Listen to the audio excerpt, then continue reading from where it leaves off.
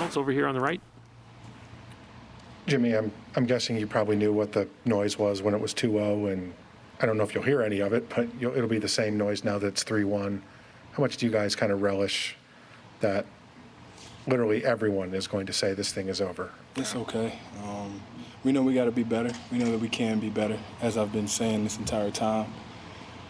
We show glimpses of it, and then we make some crucial mistakes, whether it be on the defensive end or the offensive end, and beat ourselves in the end. But like I always say, they're a really, really, really good team. We got to play damn near perfect to beat them. We didn't do that tonight. Rachel? Lakers really clamped down defensively in the second half. I think you guys only had 8 uncontested shots. Do you have any ideas about how you guys can shake a little more free in the next game? Move with a purpose, screen a little bit better, and make some shots. You know, it's going to be some tough ones. It is. You know, they're contesting every shot. I just think that we got to do better getting ourselves in triggers, myself, Bam, Tyler, Duncan, and take it from there. But we'll watch this, learn from it, but we can't lose another one. Next question is Mark Schwartz. Jimmy, you didn't see much of Anthony Davis as far as defensively in the first 3 games of the series, but you saw lots of him tonight. What challenges and impact does he present with his size and his athletic ability as a defender? I mean, he's an incredible defender. You know, he contests a lot of shots, block shots at that. But I just think I got to be better at getting my guys involved, more dribble handoff, more screens, maybe playing a little bit without the ball, playing off the ball. That's something that I can learn from, that I got to be better, because I think that's my role, is to make sure that everybody's in the right spot and that I'm putting us in the best position to win. So we got to switch it up a little bit. Would you like to see more of him in the next game? Sure. Whoever they put on me, I got to do a better job of making sure that we win, no matter if it's AD or anybody else that they have on the roster. I got a job to do. We have a job to do, and we didn't do that. Next question, Manny Navarro. Hey, Jimmy, Tyler's obviously done a lot of great things in these playoffs, but with Goran out, he is being asked to do even more. How do you think he's kind of handled these last 3 games since Goran's been out, and any advice to him, you know, as the series kind of goes on? I think he's been playing incredible. He's making all the right decisions. He's taking all the right shots. And he's just out there playing carefree as he should. We want him to stay aggressive, be aggressive, and continue playing the best version of basketball that he has. He's been helping us all year long. He's going to continue to help us. And I tell him, keep going. Always keep going. You make a mistake, forget about it. Get back and start over on the next play. Thanks. Next question, Nick Friedel. Jimmy, you've said all along that this team plays with a chip on its shoulder. It plays well with its back against the wall. Why doesn't the confidence of the group shift, even though the odds are stacked the way they are right now? I don't think that it should. I just think we're so comfortable with who we are and how we play that that's what we're going to go out there and do. And we're going to live with the end result. Obviously, we want it to be a win. But we just got to lock in on us, knowing that we can control a lot of these things. But our confidence ain't going nowhere. It's going to stay high. I'm going to make sure that it stays high, because it's going to have to be at an all-time high to get this next win. Malika here in the front.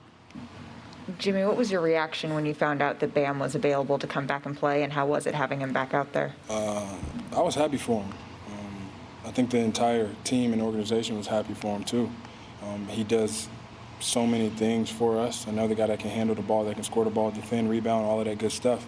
And I think that as we get him back into it and he watches the film with everybody else, he's going to see how he can really, really, really put his imprint on the game. So I'm excited to have him back, and we're going to do something special with him. Next question, Jared Weiss. Usually at this point of the series, players are talking about how they have to make little adjustments with the scheme and things like that. But you guys were able to force a lot of misses at the end there, and then they would just get the offensive rebound. So Spo said that the next game needs to be kind of won in the mud. Do you feel like there's some sort of adjustment that needs to be made, or you just got to keep fighting and doing what you're doing? Keep fighting. It's kind of a backbreaker, though, whenever you get a stop and then they get an offensive rebound. We talk about it, and then it happens. And there's crucial possessions late in the fourth. You know, I got to get in there and help rebound. Everybody, we just got to put our nose in that basketball and get it up out of there.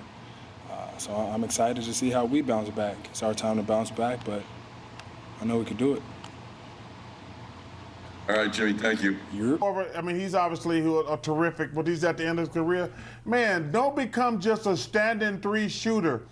First of all, that's your talent, that's your skill, but learn how to dribble the damn basketball so you can help your team. And so they just put one guy, say, I'm just going to stand next to this guy, because that takes you out the game. See, Webb, let me just finish up one thing, Chris, on that one. Okay, Kevin. Chuck, I agree with Chuck 100%. You'll have guys defending him, Chuck, on the perimeter. They'll be behind him. They'll have a handoff, and then the guy doesn't dribble it. They just let the guy get back in front of him. Well, I mean, if a guy's standing behind me at the three-point line, I'm just going to just take it downhill. And they don't do it. They wait because there's just no ability. And another thing, I don't want to harp on today's players because I love the game.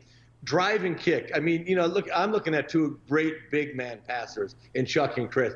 I mean, but everybody in my era, you had to put the damn ball on the floor, put it on once or twice, and if a guy came, you threw it to the guy we came from. It wasn't that difficult. But you don't see guards, Chris, making plays. They just have guys trailing them at the three-point line and stopping.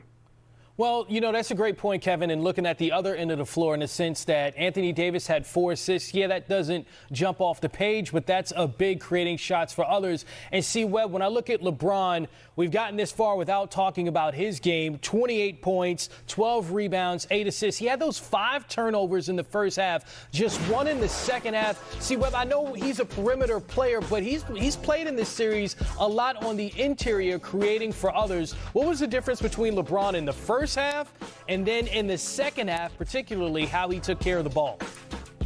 Well, I think the difference was it was the way the Lakers were playing. When the Lakers get out in transition, it's a whole different game. And so he got easy layups in transition. He got to the bucket and he got to play downhill. The Lakers aren't great in half-court sets necessarily, especially late in the game. But when they're in the passing lanes, when they're getting steals, when they're getting deflections and rebounds, they're getting it out to the big fella, and he's finishing it. So the first half, it was more of a half-court game. And the second half, he got to play a little bit downhill and got out on some fast breaks. And you can't stop Brown when he gets on the break. Another guy that really stood out in the game in the sense of making plays, like Chuck, you said there are plays that are made that we don't, recognize because they happened earlier in the game. I think Markieff Morris, when the Lakers were down 6, it was 39-33, and he made a key pass inside, then hit a big 3. How big of a pivotal moment was that, considering the Lakers' offense was sputtering a bit, and it was Markieff Morris making some big plays? Well, see, I think that, Shaq, number one, who I love to death, he always talk about the others. The others have to just don't screw up. Listen, when I'm playing against C. Webb or Kevin McHale, so I got McHale, Bird, and Parrish, who's the greatest front line ever. Listen, Dennis Johnson, but Danny Ainge just don't have to screw up. I love Danny Ainge. He's probably gonna kill me at home tonight. He just don't have to screw up. Kyle Korver, Kentavious Caldwell-Pope, and Danny Green, they just don't have to screw up because AD and LeBron gonna do their thing. So when you play with great players, you don't have to do anything spectacular. You just have to you know what? I just don't have to screw up. And Markieff Morris is, I call him the law firm Morris & Morris because I love both of the Morris brothers. But he made a couple shots, but he don't have to do a lot. He just has to play hard. He has to make good decisions. So, listen, I love the others. But the problem I have with Shaq when he says to others, everybody in the NBA got others. Every single team in the NBA got others. They don't have McHale, Weber, LeBron, AD, Michael Jordan, Scottie Pippen, guys like that. Those guys just have to play smart and work their ass off. So, listen, the night was a great night for the others. Because, listen, let's be realistic. LeBron picked it up in the second half, but he did not have a great first half. AD, I thought, was awesome tonight. But we don't, ESPN, who I love, they're not going to show the blocks. They're not going to show the blocks on AD and him staying in front of people. Listen, they're going to show behind-the-back passes. They're going to show dunks. And I want to make that clear. I love ESPN.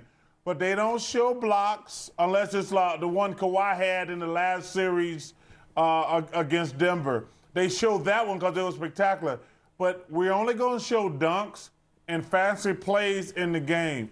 But I thought AD defensively tonight and KCP were fantastic. And Kevin said something earlier, because Kevin is like me. Anytime we say anything, we're the old guys, get off my lawn.